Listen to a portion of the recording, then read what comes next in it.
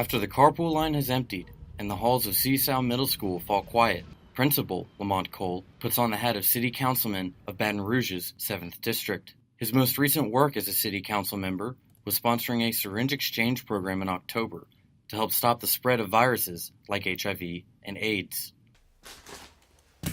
Baton Rouge was home to 4,008 HIV and AIDS patients in 2016, over 36% of the state's infected population. And the research has shown us that legal needle exchange program decreased the amount of HIV cases in the city by 15 to 20%. And so I thought that was really important. The councilman says the program would also provide an estimated $2 to $3 million decrease in taxpayer dollars spent on medical expenses over a 5-year period. Councilman Cole's passion to help prevent the spread of HIV and AIDS stems from losing his father to complications of AIDS in 1996. My father was an intravenous drug user who contracted HIV in 1984 using dirty needles in 1984.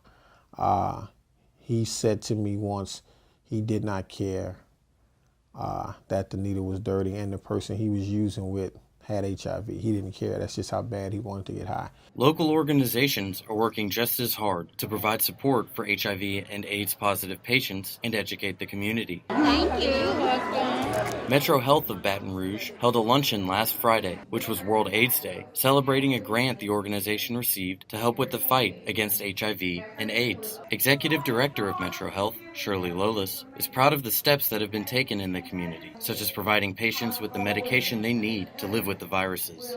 We've moved to the age where we have answers, and medication like PrEP, 1 pill a day, can prevent HIV infection now. One of the speakers at the luncheon was Anthony Duncan, a patient support specialist at Care South Medical.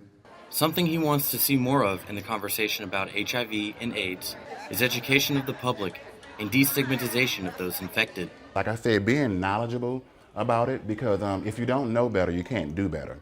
I have a lot of young folks that I speak to, really young people, and I just try to encourage them and have them understand that that what you're dealing with or what you're going through is not the end of the road. Although there is still a long way to go, the people of Baton Rouge are committed to laying the foundation to create a healthier city. For MC 3104, this is Andrew Cass.